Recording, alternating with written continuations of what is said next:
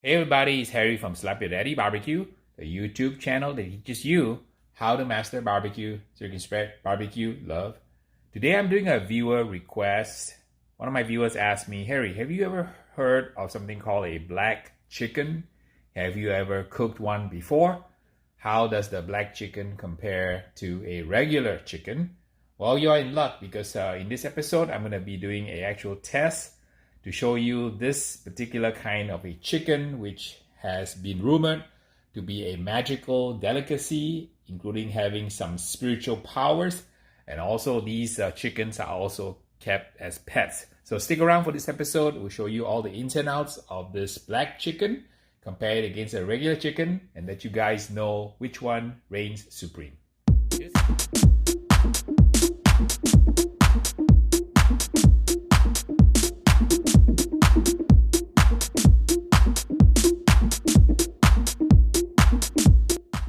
Black chicken, and this is of the Silkie breed. This is imported from Canada. I'm gonna cook it against a regular chicken here, which is a free-range chicken, and I picked a free-range chicken to compare against this is because this chicken is valued for its deep and gamey flavor, even in the breast meat. All right, even the skin is black. Since this is a chicken that is common in other parts of the world, I am going to do something called a reverse spatchcock. In America, we like to cut a backbone, but in most of the world, they cut across the breastbone and they kind of splay the spine out. So I'm going to follow a tradition that trimming chicken that's more common in the rest of the world on this chicken here. As I said earlier, the black chicken is not uncommon because it is considered a delicacy in many parts of the world. There are actually more than a dozen breeds of black chicken around the world, including something called the Jersey Giant, which is found in New Jersey in America, where it's bred to be the size of a turkey and it's black. A lot of these black breed chickens are due to a gene mutation called fibromelanosis. And what happens is because of this gene mutation, the actual skin of the chicken, sometimes even the bones and the feathers and all are all black. So these are very attractive chicken, and many cultures around the world have actually gone to great lengths to kind of cultivate these kinds of black chicken.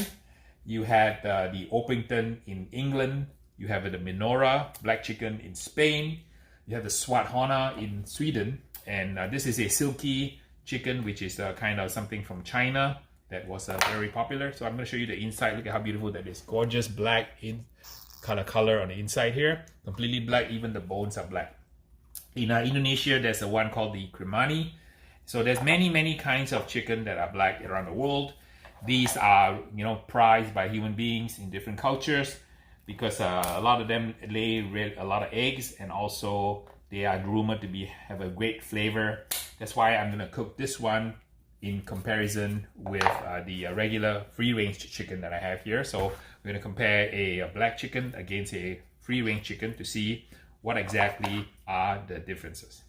Save the parts for soup stock, and our chicken is ready to go. Let's go work on our regular free-range chicken now. So we compare the two colors here. One is skin is all the way dark. Even the comb is black on this one here. So the fibromelanosis gene mutation runs really deep. Since this is a test cook, we're going to just season it with an SPG. So keep it simple. I'm going to put a little smear, a little bit of Worcestershire on it. Wet the surface.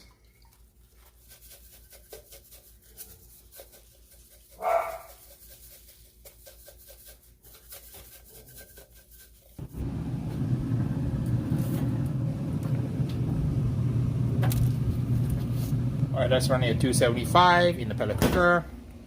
Check it back when it's done.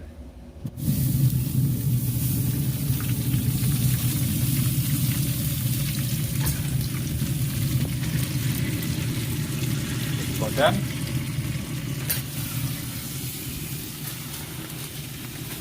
Chicken's done and looks pretty good. I think that this one looks pretty normal because it's a free-range whole chicken.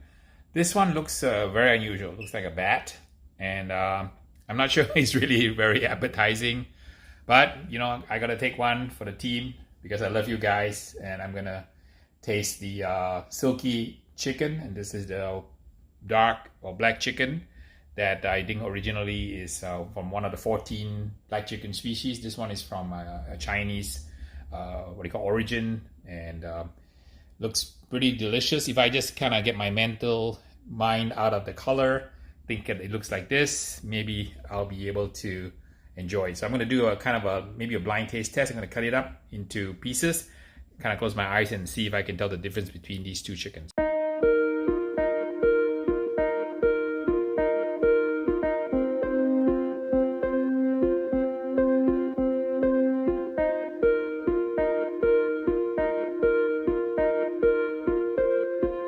Now for the moment of truth.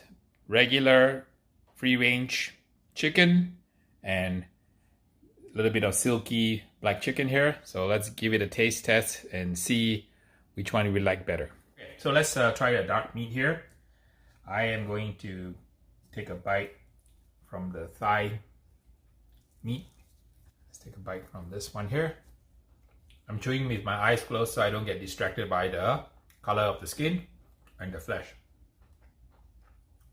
Let's compare against the thigh of a free-range chicken here. So that was the dark meat. Let's try the breast now. Breast of the Silkie chicken. This is the breast of the regular free-range chicken. We have to go back and taste the second round here, just to confirm my findings here. Drum roll please. So I ate the breast and the thigh of the Silkie chicken, and I ate the breast and the thigh of the free-range chicken. And for those of you who want to wait until the full conclusion, short answer is it's a fail. And I'll tell you why. This chicken has a very gamey flavor, and by itself and just the meat without the skin, it's not bad.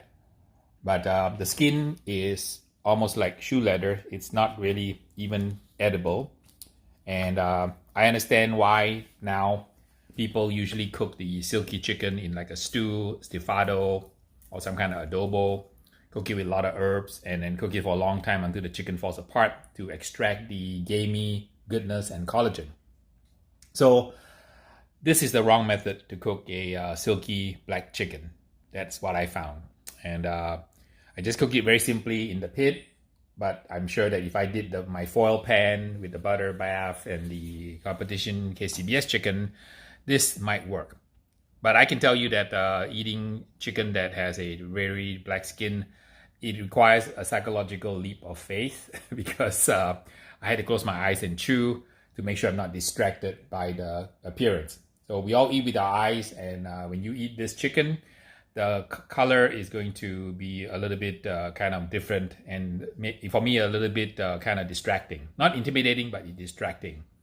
If I were to cook it in a stew with some sauce and cook it until the chicken has rendered, then it will probably be a different story. The skin would have been tender. This skin is like, actually, I'm not kidding you, it's like shoe leather. It's not edible. Probably make a pair of shoes with it. Very, very tough. I could barely bite through the skin. The free-range chicken was quite pleasurable compared to this one. Meat-wise, the texture is less gamey. Tenderness is a little bit better. This kind of tastes like, maybe like an old bird. I'm not sure even it's old bird, it's a young bird, but I guess the kind of chicken it is, it's not meant to be cooked in a pit. Kind of like a rotisserie chicken is meant to be cooked in a stew. This one has a lot of more gaminess and more toughness. Even the skin on this one is kind of tough. As you can see, I had trouble biting through the skin. Same with the thigh. Flavor-wise, very good chicken flavor. Just a very gamey chicken. Not that kind of like the what I call mamby-pamby chicken that you buy in a store that has no flavor, that's raised in 33 days. This chicken, you know, it lived in a farm.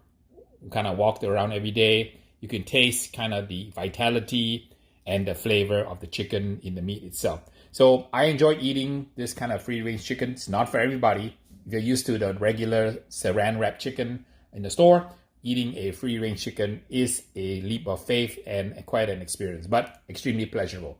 This one, I think that the issue I had with not the flavor, but just the skin is kind of tough. I'm sure like my competition style using the butter bath in a half full pan covered in the last half hour or last 45 minutes will do wonders to render the tenderness of the skin. But overall, this tastes like a really, really good rustic chicken. So pass, fail, at least for this method I use today. If I cook it in a stew, probably this will work. So thanks to my viewer for asking the questions as to whether the Silkie chicken versus the range chicken, which one reigns supreme.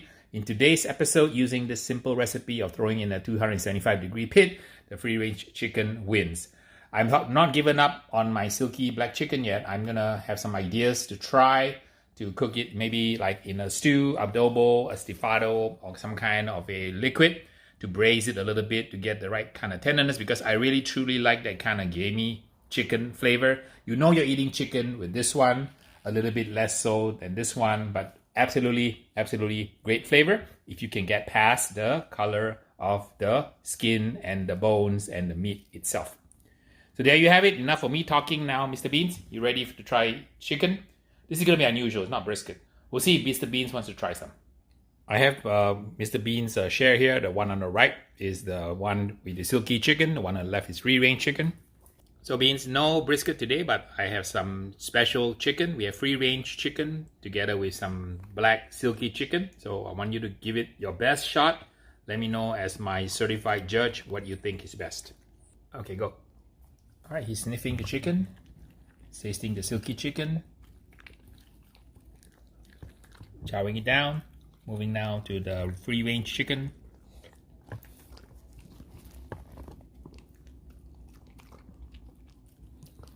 Finishing it up. What do you think, Beans? Pretty good, huh? Not brisket, but not too shabby. I took the skin out for Beans because I think the skin is just too tough to eat. So hopefully he enjoys it. Hey, thanks for stopping by, everybody, watching my Silkie chicken episode. Thanks to the viewer who asked me the question. I did not know myself how it would come out, but sometimes in life, I failed, so you don't have to.